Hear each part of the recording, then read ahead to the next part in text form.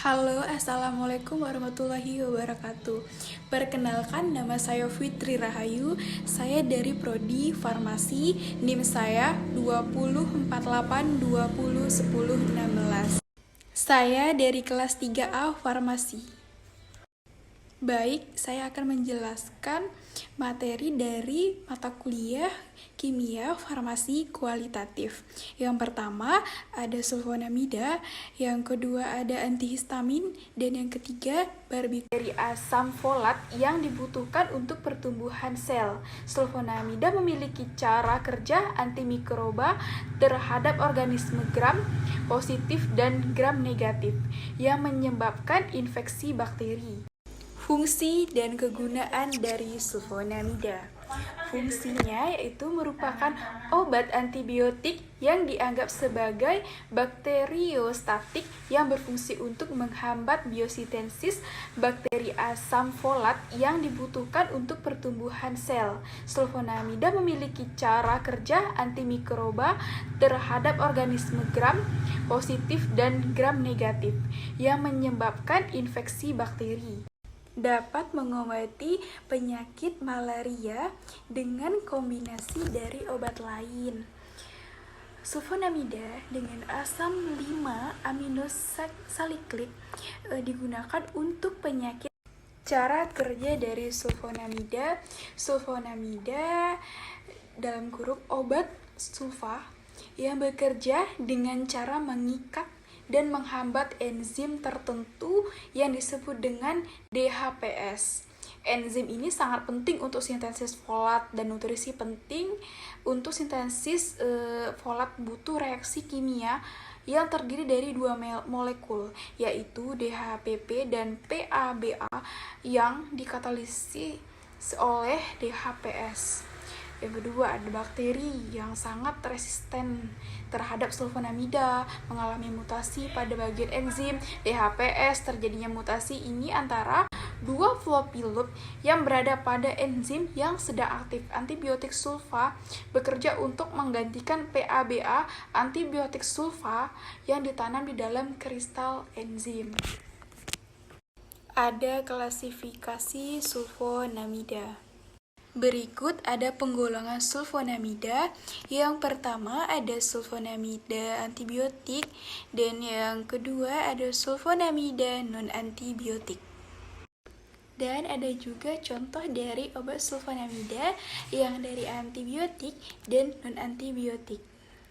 Nah, di sini ada efek samping dari obat sulfonamida, dan di sini ada beberapa tujuan dari fungsi sulfonamida. Materi selanjutnya ada antihistamin. Apa sih antihistamin itu? Mari kita mengenal antihistamin. Antihistamin merupakan golongan obat-obatan yang digunakan untuk mengatasi gejala akibat reaksi alergi. Nah, reaksi alergi itu biasanya dapat diatasi oleh obat ini. Adalah reaksi alergi biasanya terhadap atasi mual atau muntah, ya, biasanya dalam mabuk perjalanan. Nah, apa sih fungsi dan kegunaan dari antihistamin? Biasanya orang menggunakan antihistamin sebagai obat pasar, yaitu generik yang murah dengan sedikit efek samping.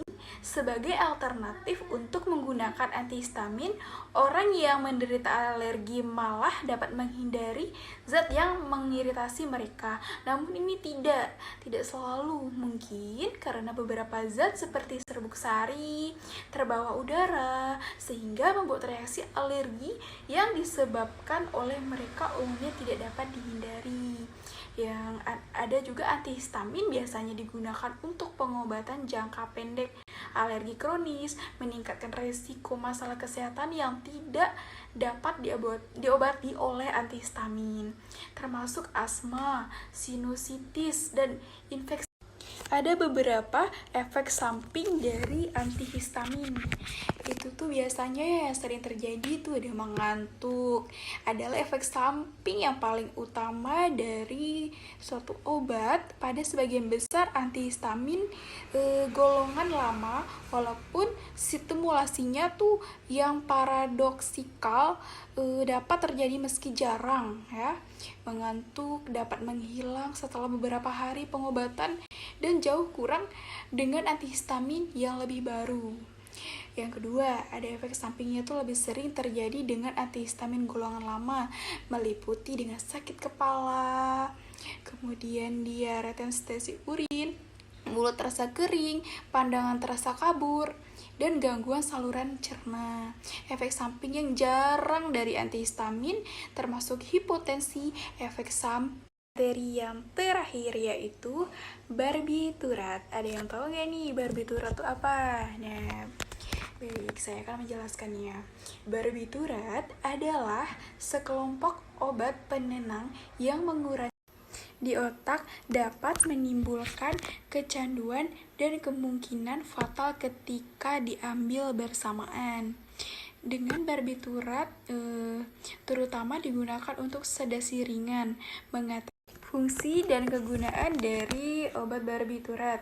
Jenis obat penenang ini biasanya digunakan untuk mengatasi cemas berlebih, bius sebelum operasi, kemudian ada insomnia, ada kejang, ada anestesi, kemudian ada sakit kepala, tegang, cedera otak, traumatis. Efek samping dari barbiturat yang itu ada mengantuk, sakit kepala, kemudian ada kesulitan bernafas, kemudian ada nyeri dada, ada ruam, demam, nyeri persendian. Efek samping dari barbiturat yang itu ada mengantuk, sakit kepala, kemudian ada kesulitan bernafas, kemudian ada nyeri dada, ada ruam, demam, nyeri persendian. Baik, sekian penjelasan materi dari saya. Saya ucapkan Assalamualaikum warahmatullahi wabarakatuh.